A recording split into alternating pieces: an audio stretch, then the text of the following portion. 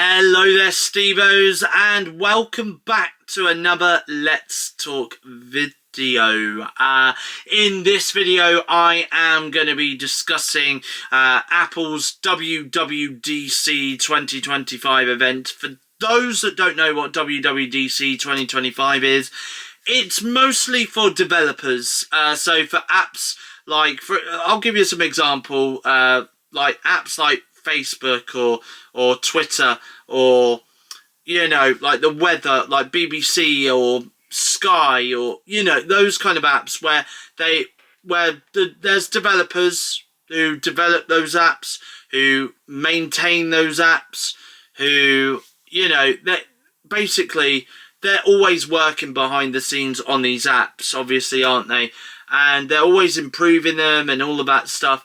Well, obviously, in order for those apps to run on the next major big updates that Apple, Samsung, anything like that, in order for those apps to run smoothly on the next big update from the on the operating systems from Apple, Samsung, etc., obviously they need to know what's new in terms of features and stuff like that they can get their hands on in order for the apps to run smoothly and stuff on the next big update, because it needs to be seamless. Of course it does. So every year Apple do in June a WWDC event, and this is where we do get, even the public, even us members of the public, we get to find out what's new in the next big iOS update, the next big Mac OS update, the next big iPad OS update that is going to be brought to your Apple devices. Normally in September is when they release the big updates, and this is after they've unveiled like the new iPhone and stuff like that. It also sometimes, it does give us a kind of an idea as to what we can expect with the new products that Apple could be unveiling over the next couple of months, like for example the new iPhone, the new MacBook, the new iMac, the new iPad, etc. It kind of gives us an indication, an idea as to what we can kind of expect from the new products that Apple will probably be unveiling over the next few months. And that is essentially what WWDC is.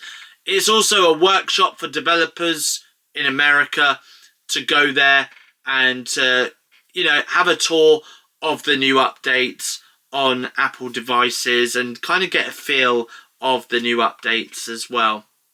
So Apple have done a WWDC keynote like they do every year, and this is where they show off the big OS updates for Mac, iPad, Apple Watch, Vision Pro, iPhones, So, of course, here we are. This is WWDC. Now, the first big thing I'm going to say is different with all the new updates. Not just one update. Not just one update in particular, like iOS or iPadOS, But this is going across all the platforms of Apple products. Is the fact that, first of all, currently people are on iOS 18, iPadOS 18. They're also on macOS 18 and stuff like that. Going forward now, the numbers are completely different. So iPhone, you've got iOS 26. On iPad, iPadOS 26. On Mac, it's macOS 26. On Apple Watch, it's watchOS 26. On Apple Vision Pro, it's Vision OS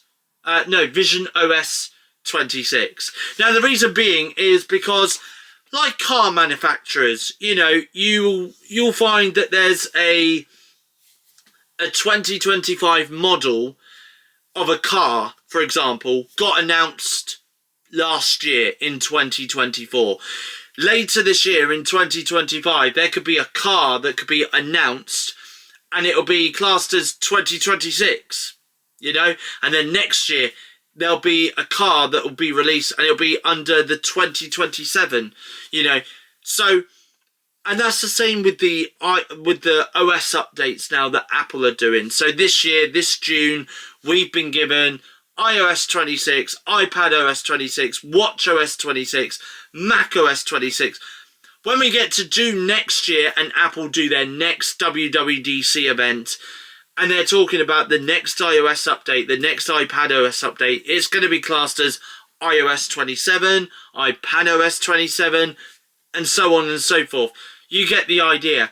So that's one of the changes that they've made to the OS update.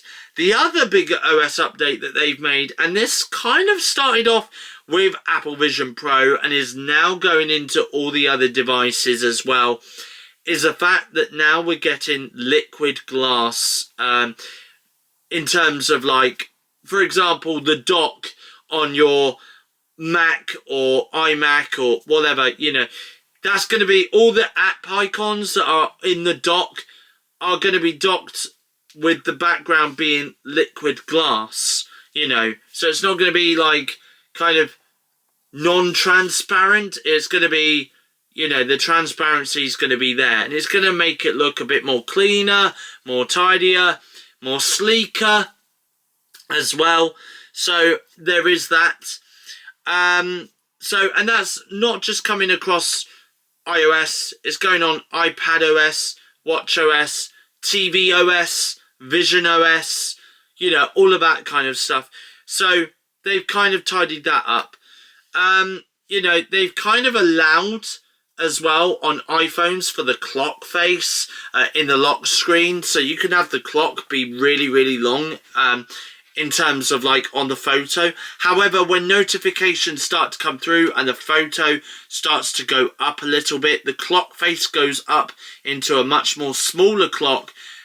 So it basically fills the space in between the top of the screen and where the photo begins on your phone in the lock screen. So for example, you could have a selfie of you and there could be a whole lot of space above your head. That clock face would fill that space in between where your head starts from to the end of the photo, the end of the lock screen, if that makes sense. So there is that also as well, which is a great feature, I feel as though. So there is that. You've also got the Journal app as well, which was originally only exclusive to iPhone users. That is now moving over to iPad and Mac as well. So you can create journals from iPad and Mac as well, which I think is a great feature, you know, if you ever want to write down things. And of course, all of these will be saved across different platforms as well. So if you're not just an iPad user and you use MacBook as well, it can save over to your MacBook, and you know, and stuff like that. So which is great. There is also improvements as well to the camera app. There's improvements to the Apple Music app as well, including lyrics as well. So you can even get translations for songs that are being sung in a foreign language. You can get translations for that as well. In terms of any updates to Apple's assistant, Siri, there isn't.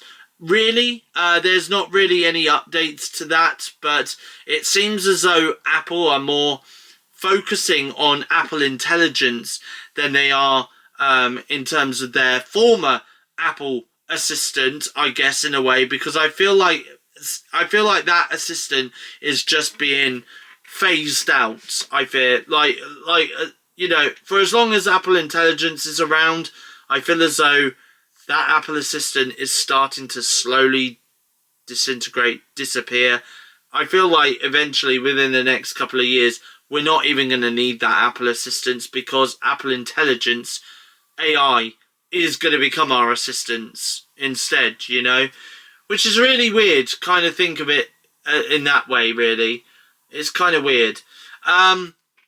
You know, there's also the fact that, you know, iPads, they're getting a new pointer as well, which stands out a bit more. So, for example, if you've got a Magic Keyboard, the pointer, the cursor is going to be a lot more pointier, which is great actually, because I've used the Magic Keyboard on my iPad quite a fair few times, and all it is it's just a little round circle, you know. So I feel like the pointer for iPad users, it definitely does need changing, you know, because I feel like the cursor needs to be a lot more pointier than what it is already.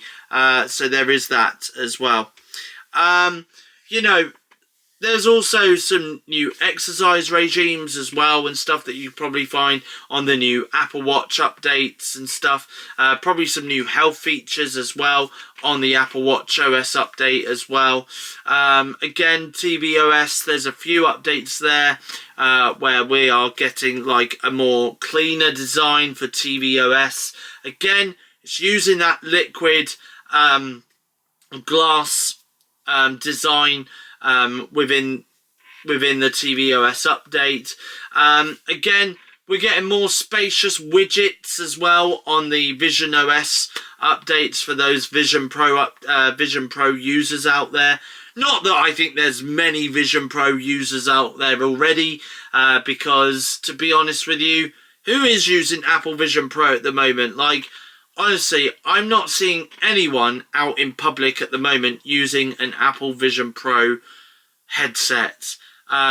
You know, I've literally just finished doing a podcast on WWDC, and I just looked at Apple Vision Pro for myself, and the price of it is still not gone down. It's still around about the same price as what it is to buy, I don't know, two really specced out MacBook Pro models, you know, taking full advantage of the premium MacBook Pro models.